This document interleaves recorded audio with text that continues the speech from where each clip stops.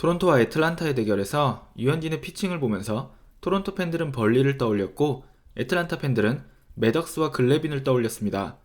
물론 이 선수들과 커리어로 비교하자면 류현진 선수가 부족하지만 그만큼 류현진 선수의 제구력이 리그 최고로 인정받는 이야기일 수도 있습니다.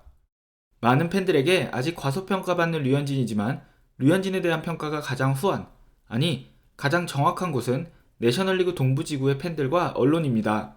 2019년 사이영 투표에서 류현진이 받은 2위표 10장 중에 6개가 내셔널리그 동부팀에서 나왔고 다저스의 기자 1명이 2위표를 주었습니다. 다저스와 내셔널리그 동부지구 팀들을 빼면 나머지 9개 팀에서 3장의 2위표가 나온 것입니다. 다저스와 같은 지구의 팀들 담당 기자 중에 류현진에게 2위표가 단 한 장만 나왔다는 것은 제게는 조금 놀라운 사실입니다.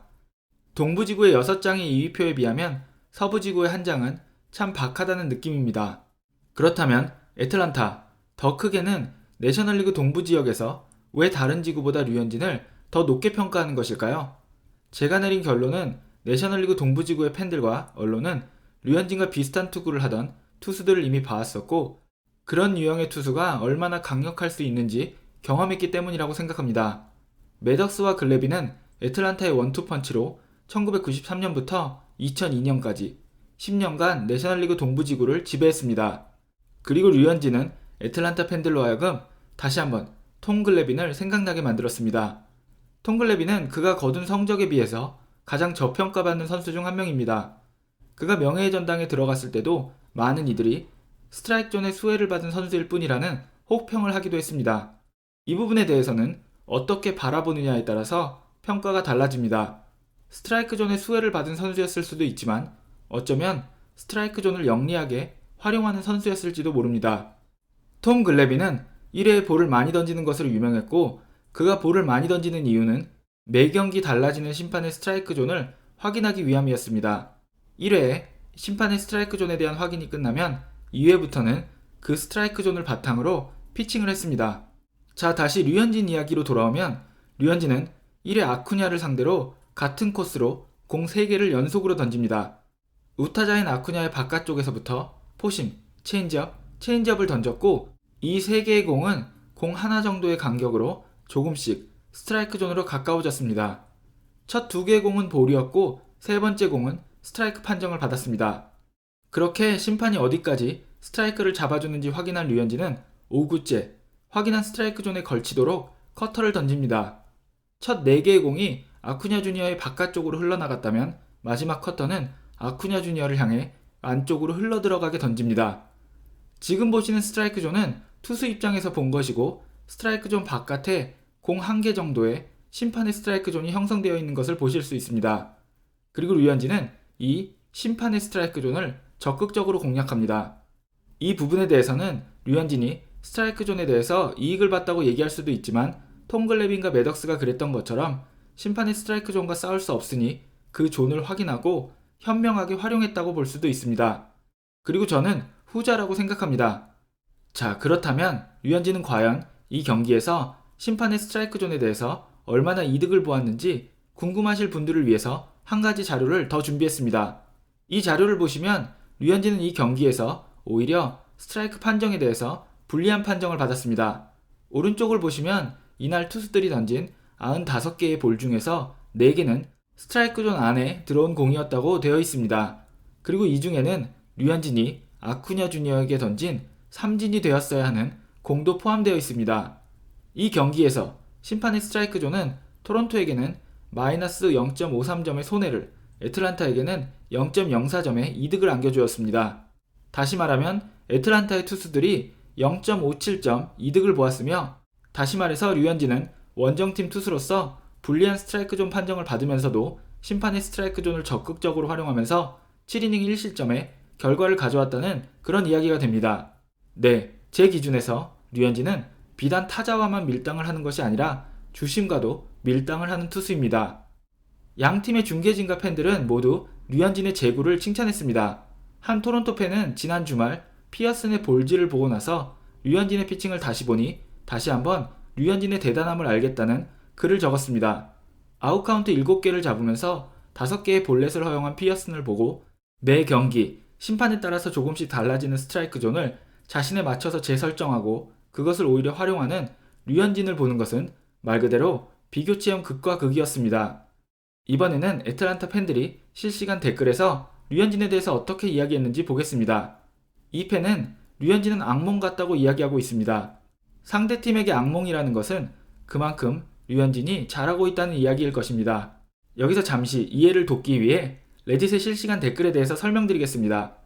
좋아요가 하나밖에 없는 댓글의 신빙성에 대해서 질문하신 분이 계신데 제가 실시간 댓글을 가져오는 곳은 말 그대로 경기가 진행되면서 실시간으로 댓글이 달리는 곳입니다. 그렇기 때문에 지속적으로 새로 고침을 해줘야 합니다.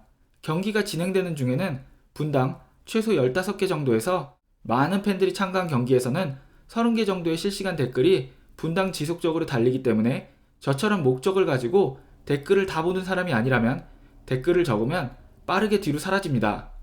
그렇기 때문에 제 기준에서는 실시간 댓글에서 좋아요의 숫자는 중요하지 않습니다. 위의 것처럼 실시간 댓글이 아닌 것에는 좋아요가 많이 달립니다. 또한 레딧 시스템은 좋아요와 싫어요가 같이 표시되는 시스템이 아닌 좋아요와 싫어요의 차이가 표시되는 시스템입니다. 즉, 좋아요 1개가 좋아요 1개와 싫어요 0개인지 좋아요 10개와 싫어요 9개인지 알 수 없습니다. 마지막으로 각 팀의 커뮤니티는 좋아요와 싫어요에 팀의 특징을 표시하기도 합니다. 애틀란타를 나타내는 상징 중에 하나가 바로 이 차퍼기 때문에 이것을 보시면 애틀란타 팬 커뮤니티에서 찾아온 댓글이라는 것을 아실 수 있습니다. 다음 댓글은 류현진을 보는 것은 즐겁다. 다만 우리 팀을 상대하지만 않는다면 이라고 이야기하고 있습니다. 그리고 다른 팬은 여기에서 류현진이 필라델피아나 양키스를 상대로 이런 피칭을 한다면 정말 즐겁게 경기를 시청할 수 있을 것 같다고 적었습니다. 치퍼라는 아이디를 쓰는 이 애틀란타 팬은 류현진은 과소평가되어 있다고 적으면서 류현진을 보면 매덕스가 생각난다고 말하고 있습니다. 이 팬은 류현진이 정말 끔찍하게 잘한다라고 적었습니다. 그리고 다른 팬은 여기에 류현진이 항상 올스타 시점에 사이영 후보로 거론되는 것 같다라는 댓글을 달았습니다. 애틀란타 팬들에게 끔찍하다 혹은 악몽이다라는 평가를 받았다는 것은 류현진 선수가 그만큼 잘했다는 이야기라고 생각합니다. 앞으로도 류현진 선수가 계속해서 상대팀에게 악몽을 선사해주면 좋겠습니다. 영상을 끝내기에 앞서서 잠시 사족을 붙이면 지난 시즌 실시간 댓글 리뷰를 직역 위주로 진행하다가 이번 시즌에는 의역 위주로 진행하는 이유는 일단 직역이 조금은 재미가 없다는 느낌이 들어서입니다.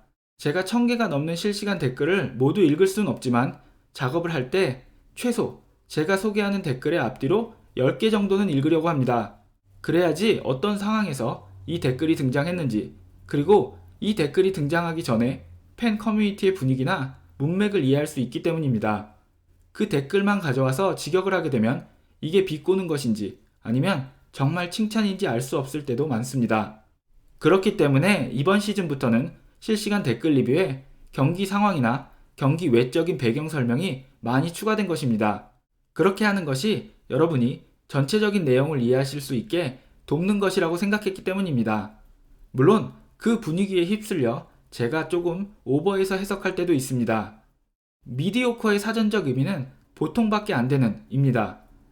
하지만 이 미디오커라는 단어는 주로 mediocre at best, 즉 잘해봐야 중간이라는 느낌으로 많이 사용됩니다.